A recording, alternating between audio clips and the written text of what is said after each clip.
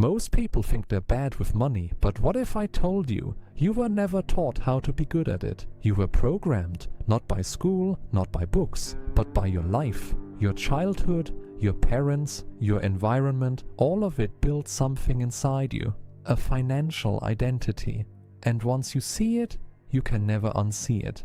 Think about this. Two people, same age, same intelligence, but completely different lives financially. One invests, the other avoids risk completely. One saves aggressively, the other spends freely. Why? It's not intelligence, it's conditioning. Let me show you something simple. Imagine a child growing up hearing this every day. We can't afford that. Money doesn't grow on trees. Be careful, we might lose everything. What do you think happens? That child grows up believing money is scarce, dangerous, temporary.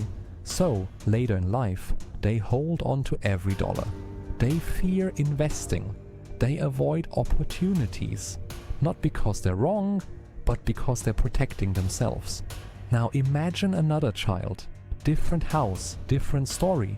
Their parents talk about investments. They discuss opportunities. They take calculated risks. That child grows up believing money grows, money works, money is a tool. So later in life, they invest, they take action, they think long term. Same world, completely different behavior. This is what we call financial DNA, the invisible code that shapes how you think about money. And the scary part? You didn't choose it. Now here's where it gets even deeper. Your financial DNA isn't just shaped by your family, it's shaped by time, by the economy you grew up in. If you were young during a financial crisis, you remember fear, you remember loss, you remember uncertainty, so you become cautious. But if you grew up during a booming economy, you remember growth, opportunity, expansion, so you become optimistic. Same markets, different memories, different decisions. And this is why people argue about money all the time, not because one is smarter, but because they lived different realities. Here's the truth most people never realize. People don't make financial decisions using logic. They make them using emotion, fear, ego, pride, regret. Think about the last bad financial decision you made. Deep down, you knew something was off, but you still did it. Why? Because it felt right in that moment. And that's the trap. Morgan Housel said something powerful.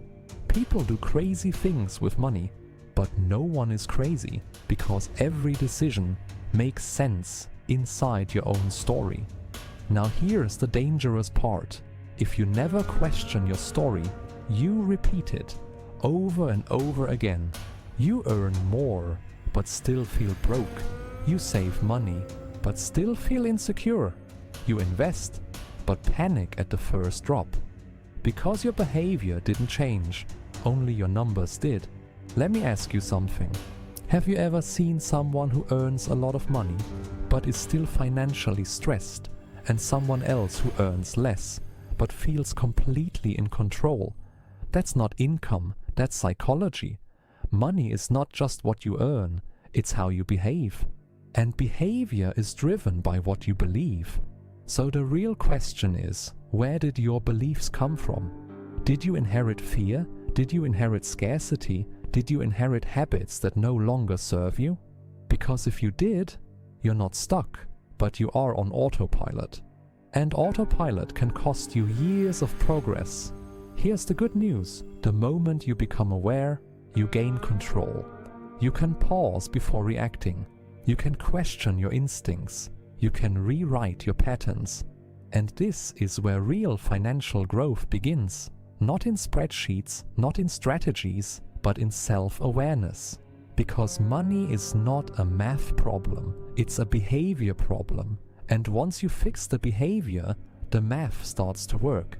So next time you make a financial decision, don't just ask, is this smart? Ask, where is this coming from? Is it logic or is it your past? Because the answer to that question might change your entire financial future.